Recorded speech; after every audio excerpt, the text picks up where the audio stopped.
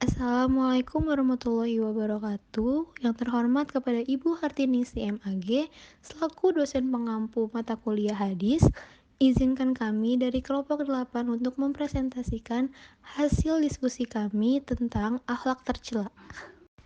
Sebelumnya perkenalkan dengan saya Aulia Putri Alvina dengan NIM 430302100046 dan rekan saya Alia Anissa Sudrajat dengan NIM 430302100032 dan satu rekan saya lagi Syakif Fikri Zain dengan NIM 430302100018.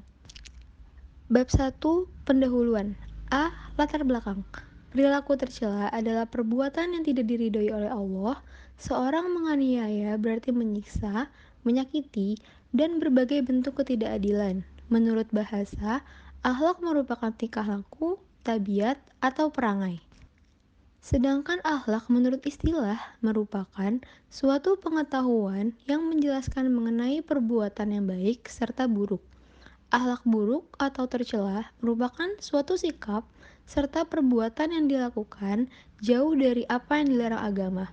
Karena pada dasarnya, agama mengajarkan kita untuk selalu bersikap baik, terutama menjaga perilaku serta perbuatan yang akan kita lakukan. B. Rumusan masalah. 1. Jelaskan pengertian akhlak tercela. 2. Jelaskan pengertian sifat buruk sangka. 3. Apa ghibah itu? C. Tujuan penulisan. 1. Untuk mengetahui pengertian akhlak tercela. 2. Untuk mengetahui pengertian buruk sangka dan juga asbabul wurudnya. 3. Untuk mengetahui pengertian ghibah dan juga asbabul wurudnya. Bab 2. Pembahasan.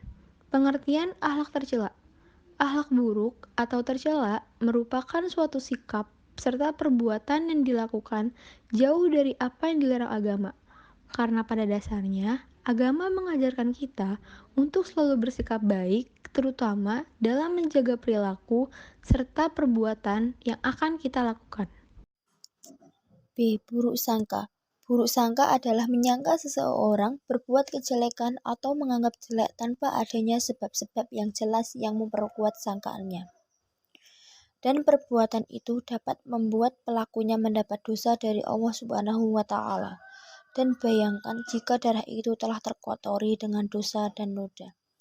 Berikut hadis dari buruk sangka. An Abi Dzar Al-Ghifari radhiyallahu anhu an Nabi sallallahu alaihi wasallam fi mayarwihi ar-rabbihi azza wa jalla anahu qala ya ibadi inna haramtu zuluma 'alan nafsi wa ja'altum bainakum muharrama fala tatlamu, yang artinya dalam hadis qudsi bahwasanya dari Abu Dzar Al-Ghifari radhiyallahu anhu, Rasulullah shallallahu alaihi wasallam bersabda tentang apa yang beliau riwayatkan dari Rabb-Nya Azza wa Jalla. Sesungguhnya dia berfirman, wahai hambaku, sesungguhnya aku telah mengharamkan kezaliman itu haram di antara kamu. Oleh karena itu, janganlah kamu saling menzalimi. Hadis riwayat Muslim. Akhlak tercela ghibah. Ghibah adalah salah satu perbuatan tercela, yaitu menyebar aib saudara sendiri. Perbuatan ghibah adalah membicarakan hal-hal buruk tentang orang lain yang tidak bersama kita. Intinya ialah kata-kata yang akan menyakiti hati seseorang yang dibicarakan.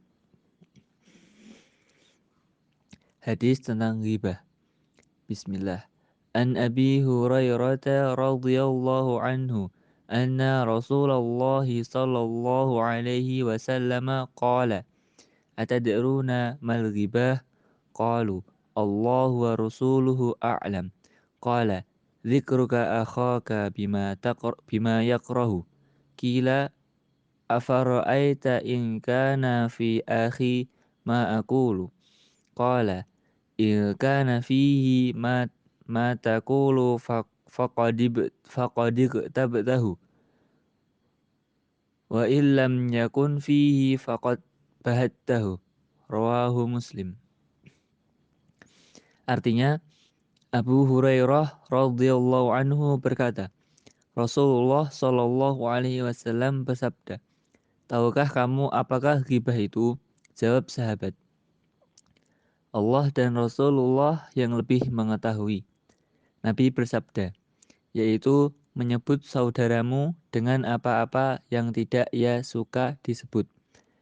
Beliau ditanya, "Bagaimana pendapat engkau kalau itu memang sebenarnya ada padanya?" Jawab Nabi, "Kalau memang sebenarnya begitu, itulah yang bernama ghibah. Tetapi jikalau menyebut apa-apa yang tidak sebenarnya, berarti kau telah menuduhnya dengan kebohongan." Hadis riwayat Muslim. Penutup. Kesimpulan. Dari berbagai hadis yang telah kami kemukakan, maka kami dapat menyimpulkan bahwasanya ajaran Islam mengajarkan kepada kita untuk tidak berburuk sangka, menggunjing dan menfitnah orang lain. Hendaklah kita berprasangka yang baik terhadap orang lain agar kita dapat hidup dengan tentram dan mendapat ridho dari Allah Subhanahu wa Ta'ala sejak di dunia sampai kelak di akhirat. Kita juga harus senantiasa menjaga lisan kita agar tidak menyakiti saudara kita. Senantiasa menjauhi sikap-sikap yang mampu membuat kita mendekati perilaku akhlak tercela. B. Saran. Demikian makalah yang kami buat. Semoga dapat bermanfaat bagi pembaca. Apabila ada saran dan kritik yang ingin disampaikan, silahkan sampaikan kepada kami. Apabila terdapat kesalahan dalam penulisan, kami sebagai penulis memohon maaf yang sebesar-besarnya. Karena kami hanyalah hamba Allah Subhanahu wa Ta'ala yang tak luput dari kesalahan. Sekian presentasi yang dapat kami sampaikan. Kurang lebihnya mohon maaf. Jazakumullah khairan katsiran atas perhatiannya. Wal akhir, wassalamualaikum warahmatullahi wabarakatuh.